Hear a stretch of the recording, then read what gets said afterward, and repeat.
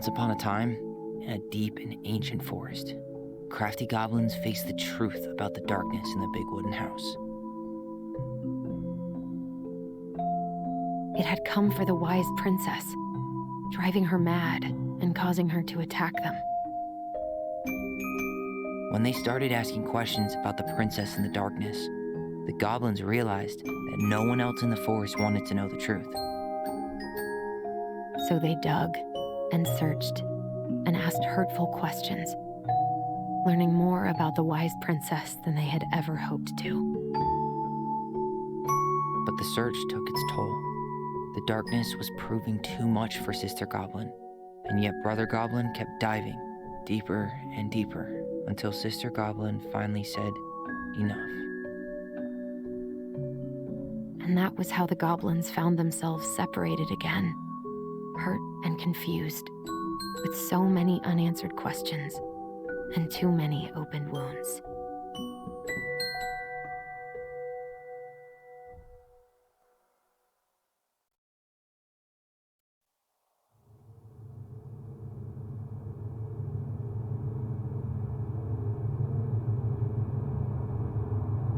Alyson, wake up.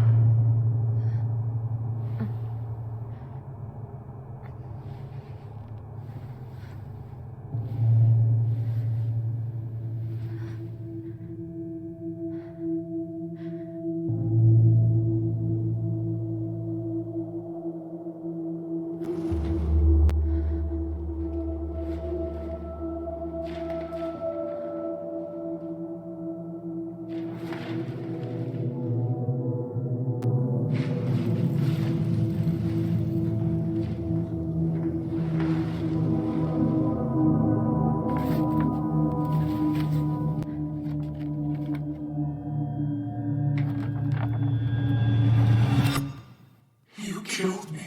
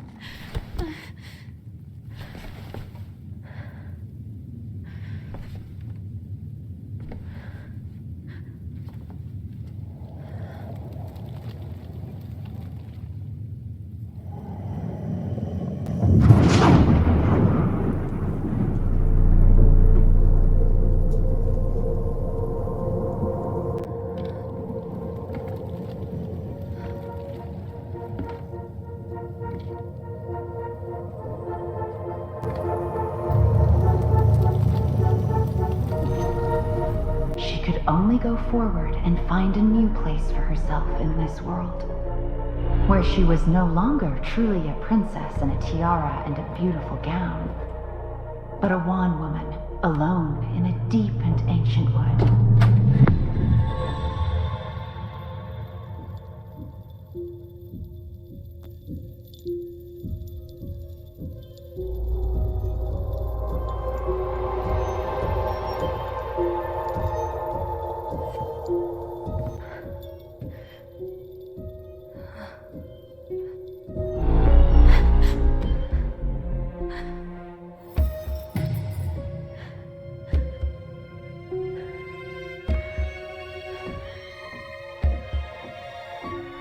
You killed me.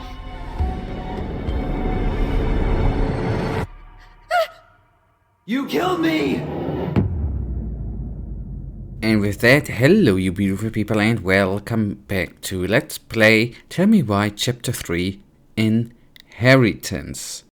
And it started a little bit already more mystic than the other two chapters, right?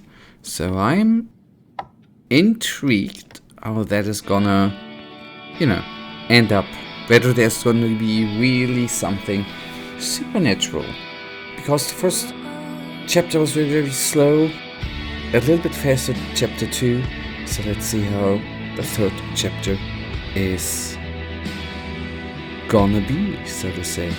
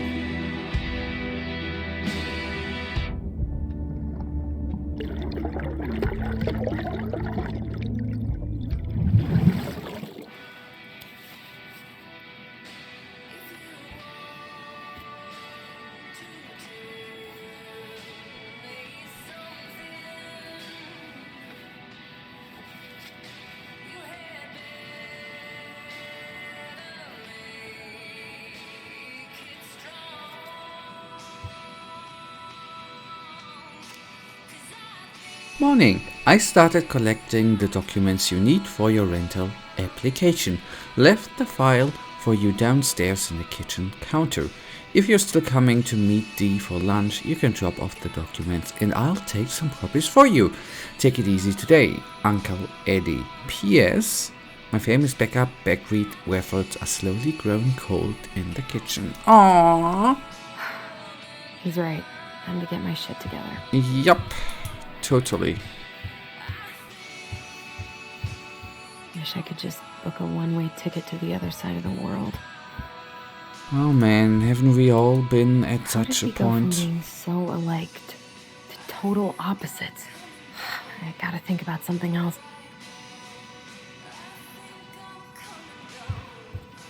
Now would be a good time to stop smoking and maybe do a detox at 12.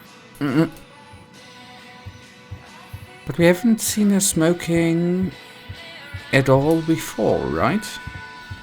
It hasn't been a topic. I could do my laundry. Ugh. Maybe later. There's not enough concealer in the world to erase the night I had. Good to know I look just as bad as I feel. You look good. You look good. Alright, I think we have everything. Check the documents Eddie left for you in the kitchen. So we will go there. Hopefully we are gonna get there in this episode, since I guess there's still gonna be a little bit to look at, right? Can't go in there, that's fair enough. What do we have here? Estimated titled schedule, Delos Crossing, that's, well, not important. Wait.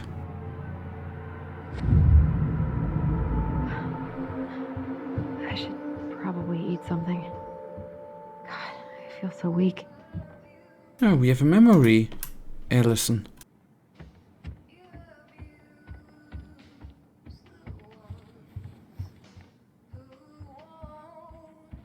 That is, in such a small town, the view is absolutely amazing, especially when the town is smaller and you are, so to say, more in the nature. That's amazing.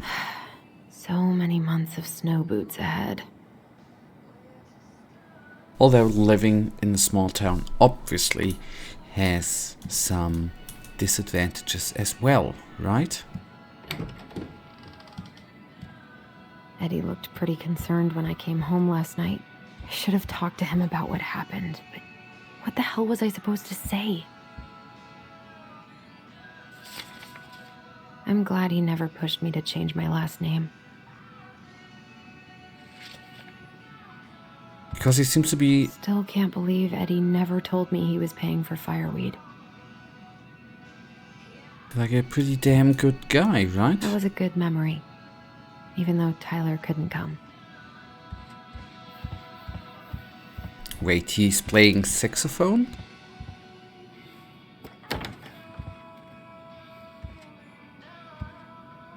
I don't think I know any Claires in Delos Crossing, but I shouldn't be snooping in here.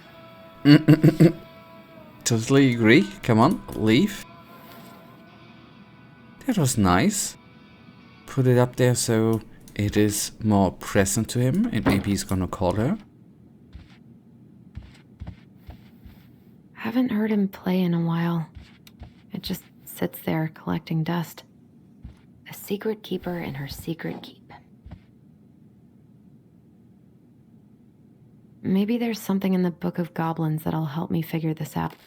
No. You stole my secrets, Seath. Is this actually... The goblins earned their voice once upon a time in the deep and ancient forest. The crafty goblin spied on the secret keeper as she made her rounds, gathering up secrets that the animals of the forest had for sale. How, said the first goblin, does she get people's secrets? Do you suppose she peels open their heads? Let's find out, said the second. And so the goblins watched the secret keeper. They watched her until the stalwart moose came to her, head banging low. It was my fault. I chose the uneven trail I can't bear to remember. The secret keeper nodded and gazed into stalwart moose's eyes, though the goblin couldn't hear anything. They knew she was speaking to the moose, for the secret keeper spoke in people's minds with the gift of the voice. After a few minutes, and I know that we already read this story, but it's not in my mind anymore, I have to admit. Skip it if you don't want to hear it. After a few minutes, the stalwart moose blinked. I feel lighter, said the moose. Did I just give you something? The secret keeper nodded, handing him a coin. The stalwart moose nodded and plodded along down the trail. He spied the goblins hiding in the woods and narrowed his eyes, for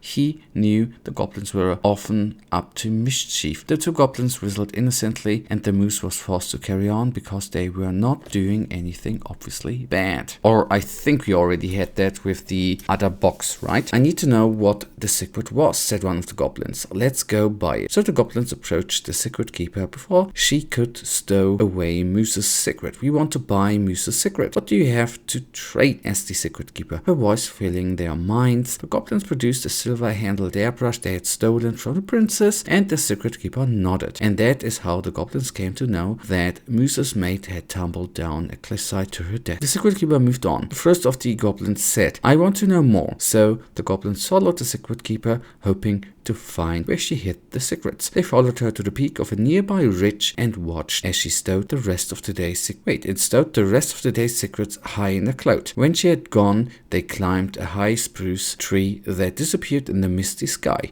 They reached out and just managed to dip their hands into the clouds. Their heads were filled with memories, and they snatched their hands back up as if they had just thrust them in boiling water. Tears poured down their cheeks. This was how the secret keeper found them, crying in the tree. You stole my secret, seethed the secret keeper. Give them back. Crafty goblins stopped crying because they saw an opportunity. What will you give us in exchange? They asked. I will give you back the silver-handled hairbrush, offered the secret keeper. For so many secrets? Sure. You have to offer more than that. What if, said the secret keeper, I shared the gift of voice. Crafty goblins grew excited. That will do. So the secret keeper shared the gift of voice with the goblins, and immediately they found that they could hear one another's thoughts and feel each other's feeling. The crafty goblins gave back the secrets they had taken and ran back to the wooden house. There they found the princess preparing food. They tried to peer into her mind. They found it was blank. They tried to speak to her using only their own minds, but she could not hear them. It seemed the secret keeper was craftier than the crafty goblins, for she had only shared enough of her power to let the goblins use the gift of voice voice with each other and not with the whole of the forest. And that is how the goblins stole the gift of voice from the Secret Keeper, but why they could only use it with each other. Yeah, that story we already had. Here we have numbers 30130. That was the other one. Maybe there's something in the Book of Goblins that'll help me figure this out. Okay, I don't know. We had the story again. I have currently no clue what to do. But maybe we are gonna find that out in the next episode. No clue what to do. For now, you know it, you guys. I really, really thank you for watching. If you guys actually do have enjoyed this episode, then please give me... Wait a second. A secret keeper and her secret key. Oh, that was the box. We see us in the next episode. For now, have a wonderful day. Stay frosty. Bye.